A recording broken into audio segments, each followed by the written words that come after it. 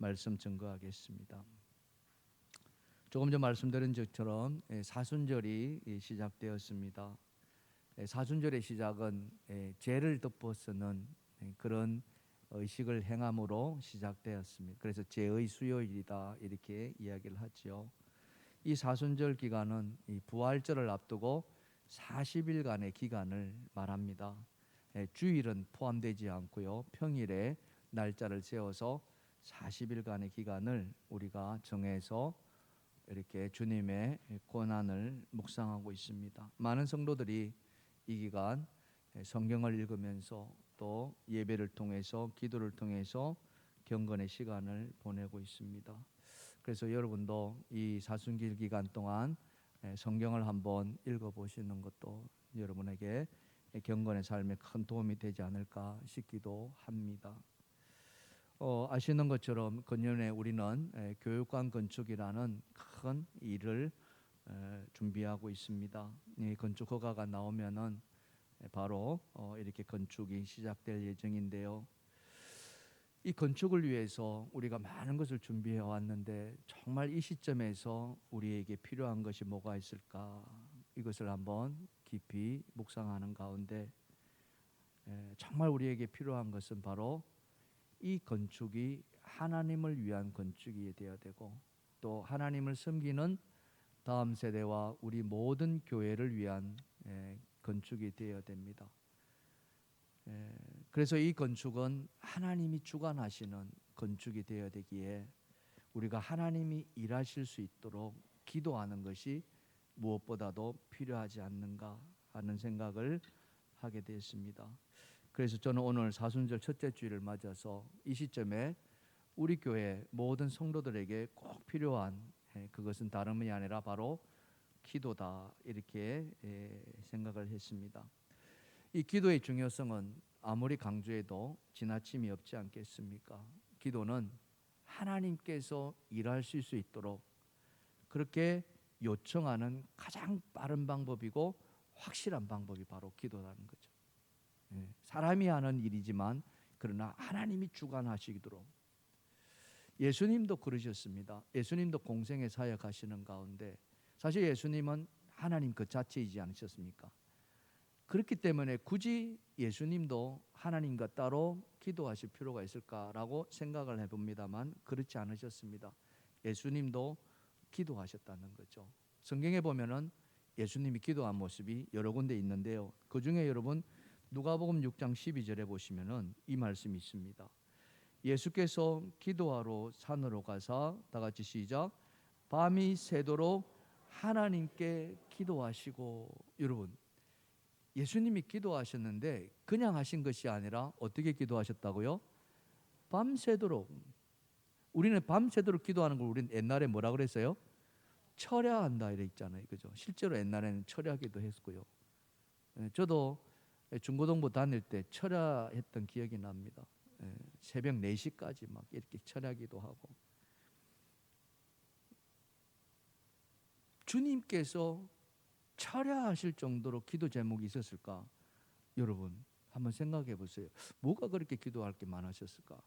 근데 그렇게 하셨다는 거죠.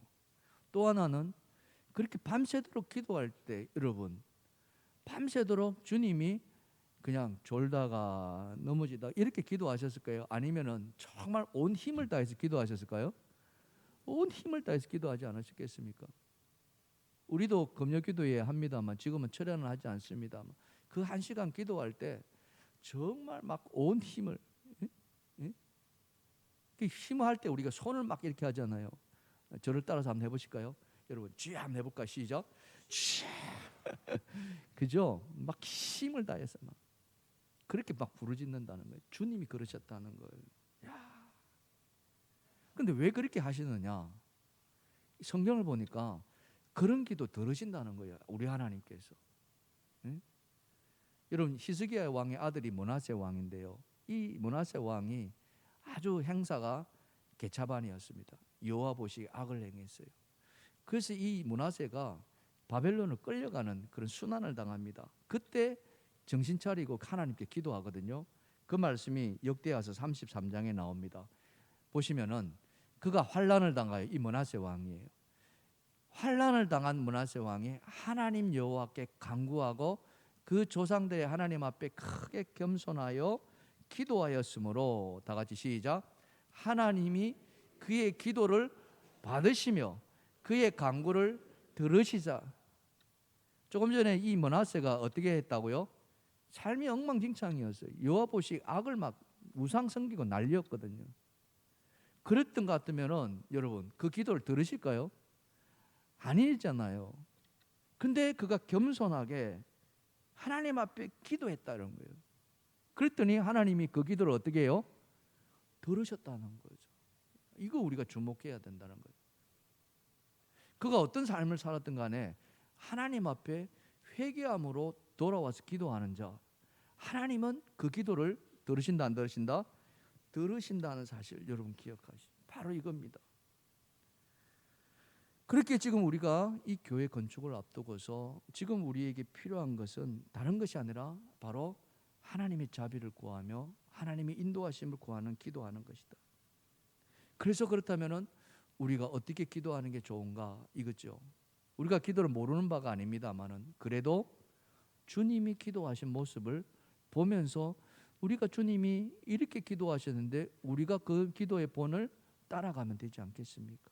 오늘 그것을 여러분과 함께 은혜를 좀 나누어 보고자 합니다. 주님은 어떻게 기도하셨는가? 자, 겟세마네 동산에서 주님이 기도하는 모습인데요. 자, 첫 번째 그 기도는 다 같이 시작. 기도는 습관을 따라서 해야 한다. 야, 오늘 본문 39절입니다. 예수께서 나가사 습관을 따라 감람산에 가심에 제자들도 따라갔더니 이렇게 얘기합니다. 여러분 습관이 우리 인생에 미치는 영향은 굉장히 지대합니다. 습관도 좋은 습관이 있고 좋지 못한 습관이 있다는 건 여러분들 잘 아실 것입니다. 근데 이 좋은 습관을 가졌다면은 그 좋은 습관이 그 사람이 인생까지도 바꾼다는 거 여러분 잘 아실 겁니다. 존 드라이든이라는 사람은 17세기에 비평가이면서도 시인이기도 했던 사람인데 그가 무슨 말을 했냐면은 처음에는 내가 습관을 만들지만은 나중에는 그 습관이 나를 만들어 간다 이렇게 이야기를 했어요. 여러분 스티븐 코비라고 잘 아실 것입니다. 20세기 말에 성공하는 사람들의 7가지 습관이라는 책을 써서 전 세계에 열풍을 일으켰는데요. 그 사람의 이야기를 가만히 들어보면은 성공한 사람들의 특징이 있는데 공통점이 있다는 거예요. 그 공통점은 뭐냐? 다 습관이 좋다는 거예요. 운동하는 습관, 독서하는 습관, 목표를 설정해서 이루어가는 습관, 삶의 우선순위를 정하는 이 모든 것이 습관이 되어 있다는 것이죠. 그래서 그 습관이 그 사람으로 하여금 성공한 삶을 이끌어간다라고 주장했던 것입니다. 우리도 그 비슷한 속담이 있지 않습니까? 여러분 어떤 속담이 있습니까? 3살 버릇이 8까지 간다 이야기잖아요. 그죠? 여러분 3살 때까지 좋은 습관이 그 아이에게 심어지면은 그 좋은 습관이 그 사람 그 아이의 인생을 바꿔놓는다는 거예요. 우리 같으면은 어떤 습관이 붙어야 되겠습니까? 어린아이들이 어떤 습관이 붙으면 좋겠어요? 그게 바로 예배하는 습관 아니겠습니까? 어린아이 때부터 예배가 뭐다는 걸 잘 이렇게 교회와 집에서 가르치는 거죠. 그러기 위해서는 무엇보다도 어떻습니까? 이 교회를 아이들이 오고 싶어하는 교회로 만들어줘야 됩니다. 그거예요. 오늘날은 더더구나 이 환경에 대한 중요성이 강조되고 있지 않습니까? 그래서 그 예배하는 습관을 그 아이들에게 가르쳐 준다면 좋은 습관, 그렇죠? 그것을 아이들에게 심어주고 그것 때문에 그 아이들이 이 교회를 이끌어가는 차세대의 주역들이 되지 않겠습니까? 오늘 본문의 사건은 따로 떨어진 독립된 사건이 아닙니다. 앞의 사건과 계속 연결되는 그런 사건이죠. 오늘 우리가 읽었던 누가복음 22장은 그 첫 번에 보시면은 유월절 준비라는 이런 내용이 나오고요. 또 마지막 만찬이라고 이렇게 이 사건들이 있습니다. 우리가 잘 아는 예수님과 제자들 사이의 마지막 만찬의 사건이죠. 예수님이 십자가에 못 박히시 바로 그 전날 밤 예수님은 유월절 그 만찬을 제자들과 함께 나누죠. 그리고 그 자리에서 제자들의 발을 씻어주는 세족식을 거행합니다. 본을 보여주기 위함이었다라고 성경은 말하고 있어요. 그리고는 제자들의 발을 다 닦아주고 그러면서 제자들과 함께 오늘 겟세마네 동산으로 가시는 거예요. 근데 여러분, 우리가 그냥 이것을 있는 그대로 읽으면은 사실 그 의미를 잘 알지 못합니다. 근데 여러분, 이 밤이 어떤 밤인가 하는 것을 좀 우리가 잘 알아볼 필요가 있습니다. 사실 이 밤은 예수님에게 인생의 이 땅에서의 삶의 마지막 밤이었던 것이죠. 내일이면은 예수님은 죽음을 맞이하게 됩니다. 그래서 이 밤은 죽음을 앞둔 마지막 준비의 밤이었습니다. 사실 근데 예수님의 이 죽음은 그 이전부터 시작이 되었어요. 언제부터 시작이 되었느냐? 물론 오실 때부터 시작이 되었습니다만 예수님이 공적으로 당신의 죽음을 이야기한 때가 있습니다. 그게 언제냐면은 베드로의 그 엄청난 신앙 고백의 시간이었습니다. 예수님과 제자들 사이에 대화를 나누는 가운데 너희들은 나를 누구라 하느냐라고 물었을 때 베드로가 어떤 대답을 했습니까? 우리가 잘 아는 말씀입니다마는 주는 그리스도시요 살아계신 하나님의 아들이시니다 이 말을 하잖아요. 그때 예수님이 감동해가지고 이 교회 반석 위에 내 교회를 세우겠다라고 같이 칭찬까지 하셨던 그런 장면입니다. 그때 예수님이 그 말에 이어서 어떤 말씀을 하시냐면은 당신의 순환을 이야기하십니다. 죽음을 예견하시죠. 그게 16장 마태복음 16장 21절입니다. 이때로부터 예수 그리스도께서 자기가 예루살렘에 올라가 장로들과 대제사장들과 서기관들에게 많은 고난을 받고 죽임을 당하고 제3일에 살아나야 할 것을 제자들에게 비로소 나타내셨다. 자, 이 말씀을 예수님이 하신 거예요. 제자들에게 자신의 죽음과 그리고 자신의 부활하심 이걸 이야기하는 거예요. 제자들의 귀에는 부활은 들려지지 않았습니다. 죽음밖에 이야기 들어지. 그래서 베드로가 난리를 피지 않습니까? 주여 그럴 수 없나이다. 뭐 이런 이제 사건들이 일어나는데요. 근데 이런 예수님의 그 죽음에 대한 운명 이것을 한 번만 말한 것이 아니라 무려 3번씩이나 말했습니다. 이 3번을 말했다는 것은 이것은 뭡니까? 피할 수 없는 확정적인 사건이라는 것이죠. 숙명이었다는 겁니다. 우리는 그 운명의 날을 영어로 D-Day라 이렇게 이야기를 합니다. 그럼 오늘 이 말씀이 있는 날은 바로 D-1 하루 전날이라는 거죠. 그날에 여러분 생각해 보세요. 오늘 이 자리에 계신 여러분 가운데 내가 내일 아니면 한 달 뒤에 나는 죽습니다라고 생각하실 분이 과연 얼마나 계시겠습니까? 그런 분이 있나요? 단 한 사람도 없습니다. 우리는 언젠가는 죽게 돼 있습니다. 그렇지만 그 죽음의 날을 우리는 알지 못하는 거죠. 근데 예수님은 아셨다는 거예요. 그것도 바로 다음 날, 오늘 지나서 내일 내가 죽습니다. 마음이 어떨까요? 가만히 한번 생각해 보세요. 내가 내일 죽음이니까 사형수가 사형 명령이 집행 명령이 떨어졌습니다. 그때 여러분 그 심정이 어떻다는 거 영화 같은 데 보시면 아시잖아요. 그 사형수들은요, 교도관이 자기 이름 부르는 것도 간이 떨린답니다. 면회를 오잖아요.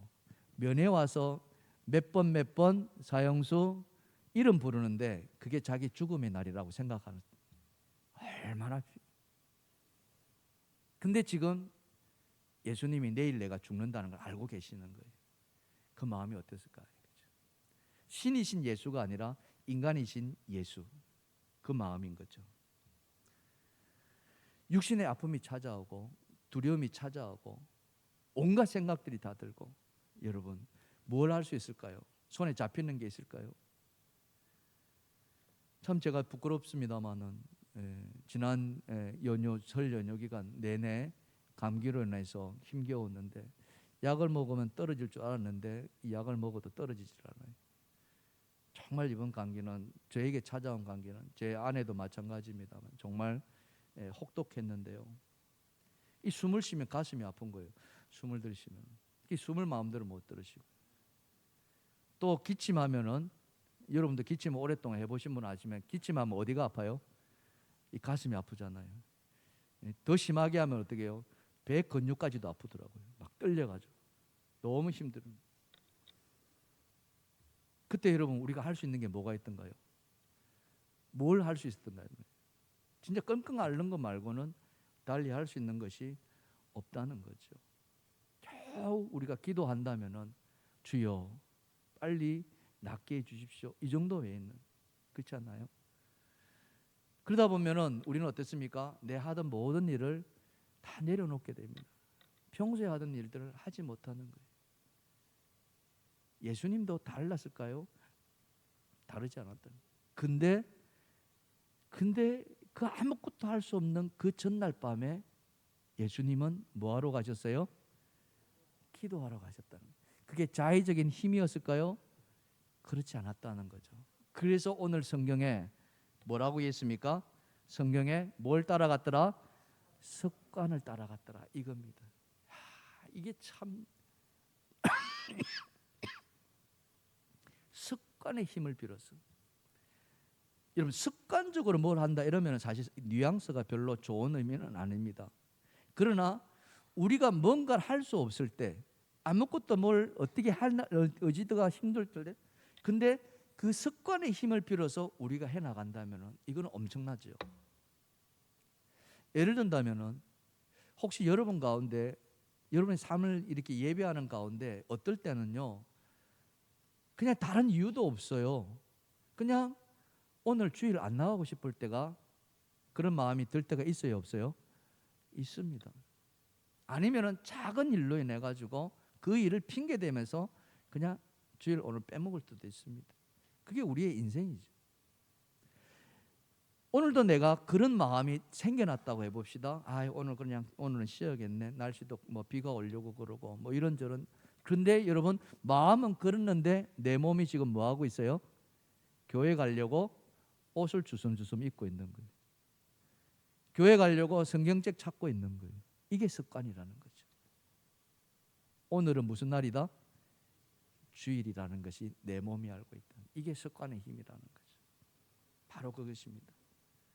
이 습관의 힘에 놀라운 하나님의 은혜가 임한 사람이 누구입니까? 그게 바로 다니엘 아닙니까? 여러분 다니엘 아시겠습니다만 다니엘은 어려서부터 총기가 있었지 않습니까? 그렇잖아요. 하나님의 은혜가 그에게 임했던 거예요. 그가 나중에 총리가 이 바사 나라의 총리가 되고, 그 총리가 여러 명이 있는데 그 중에 어뜸이 됩니다. 사실 다니엘은 끌려온 포로 출신이거든요. 이방인 출신이에요. 근데 그가 제2인자가 되니 그를 시기하는 사람이 한둘이었겠습니까? 할 수만 있다면 이 다니엘을 무너뜨리려고 온갖 획책을 다 했습니다. 그 중에 하나가 뭔지 아십니까? 그게 우상에게, 다른 신들에게 절하지 말라는 왕의 조서가 내려지는 겁니다. 그 왕의 조서는 다른 것이 아니라 오늘부터 3일 동안 이 왕 외에 다른 신에게 절하면 다 사자굴에 던져 넣겠다, 이렇게 조서를 내립니다. 이게 이 다리오 왕이 스스로 한 것이 아니라 그 밑에 있는 신하들이 간계를 뿌리, 누구를 잡기 위해서요? 다니엘을 잡기 위해서 그랬다는 거죠. 그럴 때 다니엘이 어떻게 했습니까? 성경은 그것을 우리에게 이렇게 말씀해 주고 있어요. 자, 다니엘서 6장 10절입니다. 보시면은 다니엘이 이 조서에 왕의 도장이 찍힌 것을 알고도 자기 집에 돌아가서는 윗방에 올라가 예루살렘 향해 창문을 열고 다 같이 시작. 전에 하던 대로 하루에 3번씩 무릎을 꿇고 기도하며 그의 하나님께 감사했더라. 어떻게 했다고요? 전에 하던 대로. 오늘 누가복음에 표현되면은 습관을 따라서, 이거예요. 지금 이렇게 기도하면은 어떤 결과가 주어집니까? 사자굴에 던지는 거예요. 지금 다니엘이 기도하는 안 하느냐, 밖에서 지금 막 독수리 눈이 돼가지고 쳐다보고 있어요. 저 창문이 열리냐 안 열리느냐를 쳐다보고 있어요. 그걸 다니엘이 모를 바 아니에요. 그런데 다니엘은 전에 하던 대로 습관을 따랐어요. 하나님을 향한 그의 믿음이 변함이 없다는 것을 보여주고 있습니다. 결과가 어떻게 됐습니까? 사자굴에 던져졌습니다. 죽었나요? 아니죠. 누가 보호해 주십니까? 하나님이 보호해 주시잖아요. 여러분, 하나님이 이런 다니엘을 보호해 주시지 않으신다면 누구를 보호해 주시겠냐 이거죠. 바로 이겁니다. 만약 죽음이 두려워서 다니엘이 평소에 하던 대로 하지 않았더라면 그의 인생은 또 달라졌겠죠. 그러나 이 다니엘은 그 습관의 힘을 빌어서 그에게 죽음이 찾아오는 걸 알았지만은 그는 변함없이 하나님께 감사했다는 이 놀라운 은혜예요. 우리가 기도의 중요성을 어찌 모르겠습니까? 우리는 다 기도해야 한다는 것 다 알고 있습니다. 그런데 알고 있으면서도 잘 안 되는 게 기도 아니겠습니까? 근데 우리 안에 이 기도하는 습관이 붙어 있단다면은, 그렇죠? 기도하는 습관이 붙어 있다면, 특별히 이 기도하는 습관은 다른 것이 아닙니다. 정해진 시간에 기도한다는 거예요. 그냥 시간 나면 기도하는 것이 아니라 시간을 정해놓고 기도한, 이게 바로 습관을 따라 기도하는 거예요. 여러분, 이 사순절 기간에 여러분 안에 기도의 습관이, 좋은 기도의 습관이 생겨나기를 주님으로 축원합니다. 축원합니다. 우리 옆에 분 한번 쳐다보시고 이렇게 말해봅시다. 기도 습관 한번 가져봅시다. 아멘. 여러분, 주부의 적용 질문 한번 보세요. 뭐라고 되어 있습니까? 여러분, 밥 먹을 때 하는 기도 습관 외에 나에게 기도의 습관이라 할 수 있는 것이 있습니까? 라고 묻습니다. 여러분 스스로 한번 답해 보세요. 나에게 밥 먹는 거 외에 정해진 시간에 기도하는 습관이 있는가? 이거죠. 만약 없다 한다면 이번 기회에 한번 가져보시는 게 어떻겠냐 이거죠. 자, 두 번째, 예수님의 기도 본부에서 배우는 것은요, 같이 읽어보겠습니다. 시작. 유혹에 빠지지 않도록 기도해야 한다. 예수님이 유혹에 빠지지 말라고 이야기합니다. 자, 오늘 본문 40절 아닙니까? 그곳에 이르러 그들에게 이르시되 유혹에 빠지지 않게 기도하라. 예. 습관을 따라 기도의 자리로 가신 예수님은 제자들과 함께 가셨고요, 그 제자들에게 기도하라고 이야기합니다. 그런데 기도하는데 힘을 다해서 기도하라, 부르짖으며 기도하라, 막 이렇게 요구한 것이 아니라 예수님이 요구한 것은 뭐 하지 마라? 유혹에 빠지지 마. 이거 이야기하세요. 이게 참. 근데 이게 얼마나 중요하냐면요, 본문 46절에도 똑같이 말씀합니다. 46절에 보시면 이렇게 이야기해요. 이르시되 어찌하여 자느냐? 시험에 들지 않게 일어나 기도하라. 자, 여기 보시면 40절에는 유혹이라는 말을 썼습니다. 또 46절에는 뭐예요? 시험이라는 말이 썼습니다. 이 유혹과 시험은 똑같은 말이에요. 우리말은 서로 다르게 번역이 되어 있습니다만은 헬라 원어는요 똑같아요. 페이라스모스라는 말인데 원어는 페이라조라는 말입니다. 이 페이라조 안에는 세 가지 뜻이 있습니다. 이 시험에는요, 첫 번째는 뭐냐? 우리로 말하는 테스트하는 시험이 있고요, 두 번째 연단이라는, 시련이라는 시험이 있고요, 세 번째 유혹이라는 시험이 있습니다. 영어로는 템프테이션이죠. 온갖 유혹하는, 마음을 빼앗아가는 유혹입니다. 오늘 본문에서 말하는 유혹은 바로 이 세 번째 유혹을 말하는 겁니다. 이 유혹은 어떤 일을 하려고 할 때 그것을 못하게 방해하는 것이거든요. 예. 여러분, 기도할 때 방해하는 게 뭐가 있을까요? 여러분, 내가 기도하려고 합니다. 기도 제목 없는 사람 아무도 없어요. 크든 작든 다 기도 제목이 있습니다. 특별히 육신의 질고가 찾아온 사람들, 또 큰 병이 찾아오거나 특히 암 같은 게 찾아오면 뭐 온 가족에 매달려서 기도하지 않습니까? 이때 여러분, 이 기도해야 되는데 기도를 못하게 하는 방해꾼들이 생겨난다는 거죠. 그게 뭡니까? 여러 가지가 있는데요, 보통 때는요 기도를 잘하지 못하는 게 뭐냐면은, 첫째는 뭐냐? 근심 걱정 때문에. 근심하기 때문에 기도 못해요. 막 걱정만 하고 있는 거예요. 무슨 일이 있으면은 아이고 어떡하나, 아이고 어떡하나. 경상도 말로는 아이고 작고 이렇게 하고요. 전라도 말은 어땠습니까? 어메 어쨌을까 막 이렇게 그 걱정만 하고 있는 거예요. 근데 성경은 뭐라고 이야기합니까? 사도 바울이 아무것도 염려하지 말고 다만 모든 일에 기도와 간구로 너희 아랠 것을 범사에 감사함으로 하나님께 아뢰라 이렇게 이야기합니다. 아멘. 염려하지 말라 이야기하는 거예요. 주님도 말씀합니다. 근심하지 말라. 염려하지 마. 무엇을 먹을까? 무엇을 마실까? 무엇을 입을까? 염려하지 마. 이런 다 이방인들이 구하는 것이다 이렇게. 근데 이 염려와 근심이 우리로 하여금 기도의 자리에 나아가는 것을 방해한다는 것입니다. 또 하나는 우리의 바쁜 일상 때문에 기도를 못하면 너무 바빠가지고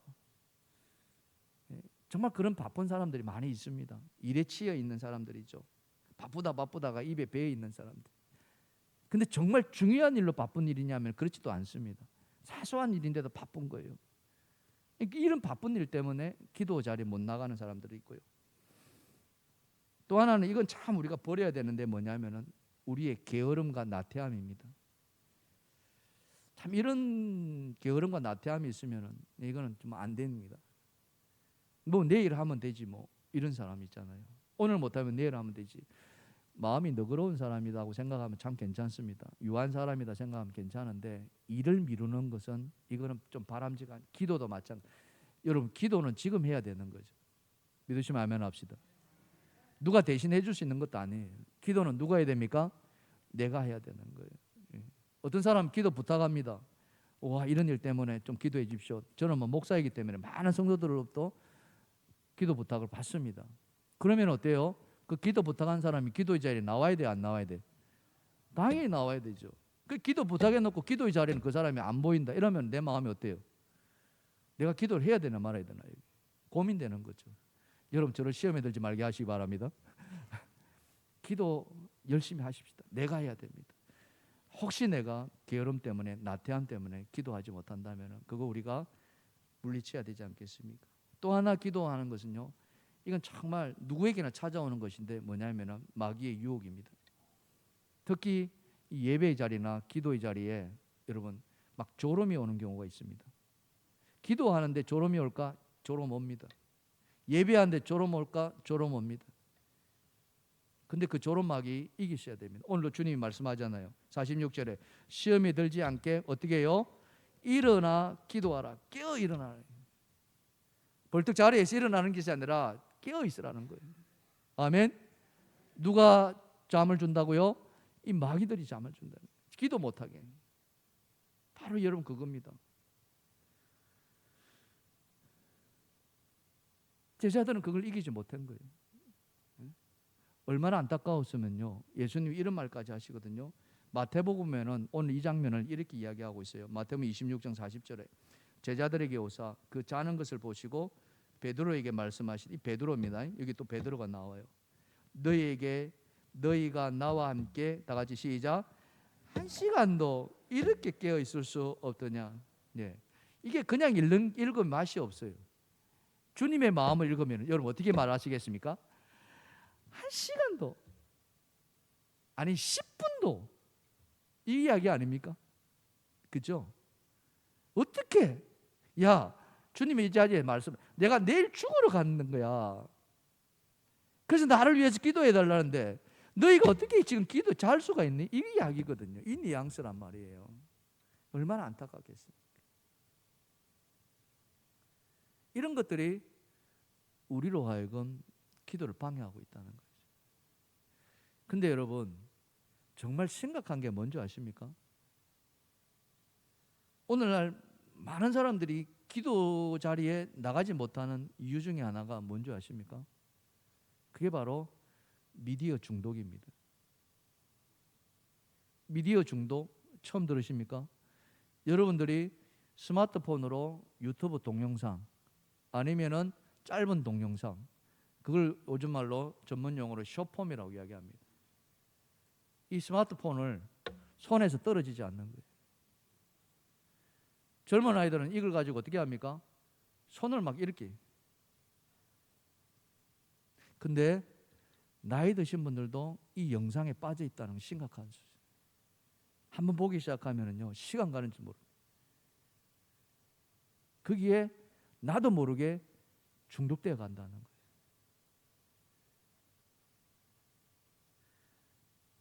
의사들은 이야기합니다. 그게 그 짧은 영상이 우리로 하여금 빠져나오지 못하게 하는 이유 중에 하나가 우리 호르몬을 분비시킨다는 거예요. 도파민이라는. 이 도파민 중독으로 인해 가지고 많은 부작용들이 사실 도파민이라는 것은 아주 긍정적인 호르몬이거든요. 근데 이 영상을 통해서 흐르는 도파민은 그렇지 않다는 거예요. 특히 뭐냐, 우리의 기억력을 망가뜨린다는 거예요. 뇌를 망가뜨린다는 거예요. 그래서 여러분 놀라지 마십시오. 치매가 이걸로 인해서 이룰 수 있다는 거예요. 이 영상 많이 보는 사람들이 심각하죠. 근데 이걸 모른다는 거예요. 왜? 재밌으니까, 흥미로우니까. 그게 한번 빠지면은요 기도는 온데간데 없는 거예요. 성경 읽는 거는 온데간데 없다는 거죠. 사랑하는 성도 여러분, 결국 무엇입니까? 이 모든 것이 뭘 말하는 겁니까? 우리의 영적인 생활을 망가뜨리는 거예요. 기도만 망가뜨리는 것이 아니라 하나님을 향한 우리의 경건의 삶을 망가뜨리는 거예요. 여러분 열왕기나 역대나 이런 걸 읽어보십시오. 다 여호와 보시기에 악을 행하였더라. 그 악을 행한 것은요 다 하나님 아닌 우상숭배이었습니다. 오늘날 우리의 우상숭배는 무엇이냐 이거죠. 어쩌면은 이것이 우리의 우상이 되었는지도 모른다는 거죠. 그렇다고 이걸 정죄할 필요는 없습니다. 우리가 절제할 줄 알아야 된다는 거죠. 절제하십시오. 사랑하는 성도 여러분, 특별히 이 사순절 기간 동안 혹시 여러분들 많은 시간이 이 영상 보는 데 빠져 있단다면 이 사순절 기간만이라도 결단하시고 내가 절제하겠다, 이런 은혜가 있기를 주님의 이름으로 축원합니다. 여러분 오늘 적용 질문 한번 보실래요? 여러분 주보에 보시면은 지금 내 삶의 주변에 경건 생활에 방해하는 방해꾼들이 뭐가 있습니까? 기도 생활, 예배 생활, 성경 읽기, 큐티 하는데 방해하는 것, 그것에 얼마나 많은 시간을 빼앗기고 있습니까? 여러분 스스로 한번 답을 한번 찾아보시면 될 것 같습니다. 자, 마지막으로 예수님의 기도 모범에서 우리가 배워야 할 것은요, 자, 세 번째입니다. 다 같이 시작. 하나님의 뜻을 이루기 위해서 기도해야 된다, 이겁니다. 자, 오늘 본문 42절인데요. 이르시되 아버지여, 만일 아버지의 뜻이거든 이 잔을 내게서 옮기시옵소서. 내 원대로 마시옵고 아버지의 원대로 되기를 원하나이다. 자, 이 잔을 내게서 옮기시옵소서. 이 잔을 내게서 십자가의 고난을 피해 달라는 거죠. 이거는 누구의 뜻입니까? 아버지의 뜻입니까? 예수님의 뜻입니까? 예수님 자신의 뜻이잖아요. 근데 기도를 어떻게 하고 있어요? 아버지의 뜻이거든, 이렇게 나오는 거예요. 아버지의 뜻. 우리가 이걸 볼 줄 알아야 됩니다. 이런 눈이 열려야 되는 거예요. 그러면서 하시는 것이 또 그 다음에 내 원대로 마시옵고 아버지의 원대로 되기를 원하신다. 근데 이 마음이 얼마나 간절하면은요, 여러분 성경에도 그렇게 이야기하잖아요. 간절히 힘을 다해서 간절히 기도하는데 그 결과가 어떻게 됐어요? 땀이 떨어졌는데 어떻게 떨어졌어요? 핏방울이 되더라, 이거죠. 얼마나 기도했습니까? 또 한번 여러분에게 한번 물어봅시다. 여러분 최근에 여러분 기도하시면서 땀 흘리면서 기도하신 적이 얼마나 되십니까? 한번 여러분 삶 속에서 하나님 앞에 부르짖으면서 하나님 앞에 애원하면서 하나님 살려달라고, 하나님 좀 도와달라고, 하나님 나 좀 이렇게 좀 해달라고 땀을 흘리면서 기도하신 적이 얼마나 되시나요? 그런 적 있으신가요? 우리 여기 계시는 나이 많으신 우리 연세 많으신 권사님들 예전에 23, 30년 전에 얼마나 우리 교회를 그죠 위해서 애쓰시고 헌신하셨습니까? 전도 한 영혼을 구원하려고 그때 얼마나 많이 부르짖었습니까? 그 열심이, 그렇게 뜨겁게 기도하던 열심이 지금 어떻게 되셨나요? 혹시 그 열심이 다 소멸되지는 않았습니까? 그거는 먼 나라 이야기가 되지는 않았습니까? 오늘 주님은 땀을 흘리시는데 그냥 땀이 아니라 어떻게 해요? 그 땀 속에 피가 섞여 나올 정도로 얼마나 용을 썼으면 이 모세혈관이 터져가지고, 이 얼굴에 있는 모세혈관이 터져가지고 거기에 땀방울이 피가 흘러 나오는. 그렇게 절규하신 것, 그 절규하신 내용이 뭐예요? 아버지의 뜻을 구했다는 거죠. 바로 이겁니다. 다른 걸 구한 것이 아니라 아버지의 뜻이 어찌 되느냐 이거죠. 내가 죽어야 됩니까? 아니면 살아야 됩니까? 도대체 아버지의 뜻은 무엇입니까? 나에게 그 확답을 달라고. 근데 내 원대로 마시옵고. 얼마나 이것을 반복하면서 기도했겠습니까? 여러분 우리가 예수님의 공생애를 아십니다. 그죠? 예수님은 그 공생애 기간 동안에 단 한 번도 사사로운 마음으로 사역을 하신 적은 없습니다. 다 아버지의 뜻을 이루기 위한 그런 사역이었습니다. 시작하면서부터 마칠 때까지. 그렇죠? 사단에게 유혹당할 때도 하나님의 말씀으로 그것을 물리친 것을 우리는 다 알고 있습니다. 아버지의 뜻이 아니라면은 단 하나도 행하지 않았던 예수님이셨습니다. 왜 이렇게 아버지의 뜻이 중요합니까? 왜 예수님은 마지막 그 죽음을 앞두고 기도하는 데까지도 아버지의 뜻을 구해야만 했을까요? 그 이유가 뭘까요? 그거 우리가 알아야 된다는 거예요. 성경은 우리에게 뭐라고 이야기합니까? 자, 요한복음 1장 3절 말씀입니다. 다 같이 시작. 만물이 그로 말미암아 지음받았으니 지은 것이 하나도 그가 없이 된 것이 없느니라. 자, 만물이 그로 말미암아 예수 그리스도로 말미암아 하나님으로 말미암아 지음받았다. 이것은 무엇을 의미합니까? 만물의 주인이 누구시라고요? 하나님이시라는 겁니다. 그 만물 속에 누가 있어요? 우리 자신이 있다는 거예요. 고린도전서 8장 6절입니다. 자, 읽어봅시다. 시작.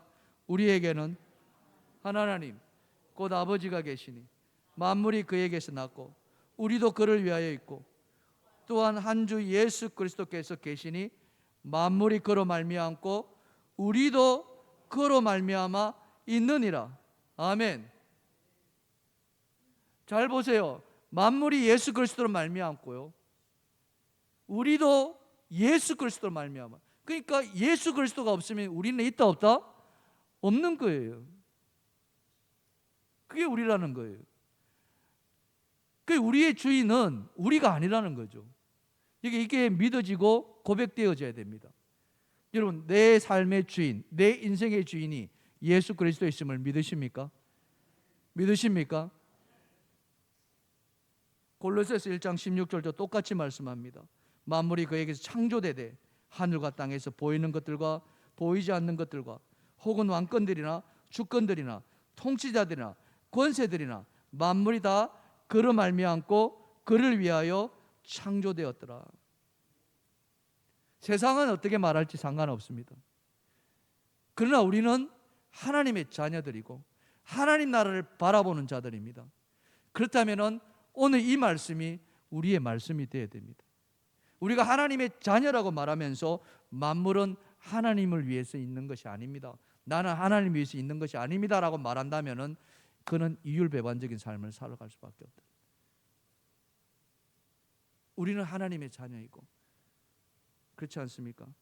우리는 하나님의 뜻을 이루기. 그래서 기도할 때 어떻게 해요? 성령 안에서 기도하라고 이야기하죠. 에베소서 6장 18절에 너희가 기도하는데 오직 성령 안에서. 왜? 성령은 하나님의 뜻을 알기 때문에. 그래서 정욕대로 구하지 말라라고 말하고 있는 거예요. 야고보서 4장 2절과 3절입니다. 너희는 욕심을 내어도 얻지 못하여 살인하며 시기하여도 능히 취하지 못하므로 다투고 싸우는도다.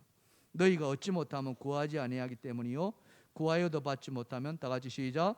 정욕으로 쓰려고 잘못 구하기 때문이다. 그러니까 하나님의 뜻대로 구하지 않고, 하나님의 뜻은 상관없고 내 뜻대로, 이게 정욕 아니겠습니까? 그거는 응답하지 않는다는 거예요. 그거예요. 우리 사람은 나그네라고 이야기를 합니다. 이 세상에 나그네처럼 왔다 간다고. 근데 성경은 말하기를 나그네처럼 살지 말라고 이야기합니다. 왜 그렇습니까? 나그네는 돌아갈 본향이 없기 때문에 그래요. 그는 정처 없는 인생이기 때문에. 마치 바람과 같은 존재예요. 여기 왔다가 저기를 떠돌아다니는 떠돌이라는 거예요. 그게 나그네라는 거예요. 우리 인생은 나그네처럼 왔지만은 그러나 우리는 돌아갈 본향이 있습니다. 여러분, 그 돌아갈 본향이 어디입니까? 하나님 나라 아닙니까? 천국이라는 거죠. 우리는 가야 할 곳이 분명히 정해져 있어요. 그래서 주님이 말씀합니다. 하나님 나라를 가기를 원하는 자, 어떤 자들이 하나님 나라를 갈 수 있다고 말합니까? 마태복음에 보시면은 7장 21절에 자, 다 같이 읽어봅시다. 시작. 나더러 주여 주여 하는 자마다 다 천국에 들어가는 것이 아니요 다만 하늘에 계신 내 아버지의 뜻대로 행하는 자. 아멘. 어떤 자들이 천국에 들어간다고요? 아버지의 뜻대로 행하는 자. 그렇다면 아버지의 뜻대로 행하기 위해서는 아버지의 뜻을 알아야 되지 않겠습니까? 나를 향하신 아버지의 뜻이 무엇인지를 구하는 것, 그게 기도 아니겠습니까? 기도는 다른 것이 아닙니다. 따라해 보겠습니다. 기도는 나를 향하신 아버지의 뜻입니다. 그걸 구하는 게 기도라는 거예요. 오늘 내가 무엇을 해야 하는지, 금년에 우리가 무엇을 해야 되는지, 아버지의 뜻이 무엇인지, 바로 이거예요. 이 뜻을 구하는 자, 그게 하나님 나라에 합당한 자라는 겁니다. 그래서 우리는 기도한다는 거예요. 사랑하는 성도 여러분, 우리에게는 큰 일이 우리 교회가 주어져 있지 않습니까? 이게 보통 일입니까? 교육관 건축이라는 게. 여러분, 그렇게 뭘 하고 싶어도 힘들었던 것이 아니었습니까? 근데 이제 할 때가 되었습니다. 이때 우리가 해야 할 게 뭐가 있습니까? 그것은 바로 아버지의 뜻을 정말 구하는 것입니다. 어떻게 하는 것이 제대로 하는 것인지. 그래서 우리가 온 교인이 합심하여서 기도해 보려고 합니다. 그게 구역별로 111 릴레이 기도부터 시작하려고 합니다. 이게 시작인 거예요. 최소한의 시간입니다. 이 자리에 오늘 이 말씀을 들으신 여러분, 함께 하겠다는 마음이 생겨나기를 주님의 이름으로 축원합니다. 이 사순절 기간 아닙니까? 오늘 첫 주일을 맞이해서 우리가 다른 사람들은 다 경건의 시간 갖는다는데 우리가 경건의 시간은 다른 것이 아니라 바로 말씀을 읽으면서 기도하는 시간을 갖는다. 그거 오늘 저와 여러분들이 한번 약속해 보지 않으시겠습니까? 그렇게 한다면은 이 금년의 이 사순절 또 우리에게 주시는 이 부활절은 정말 우리에게 은혜와 축복이 될 줄 믿습니다. 여러분, 그 은혜의 축복에 함께 하시는 여러분 되시기를 주님의 이름으로 축원합니다. 찬양합시다.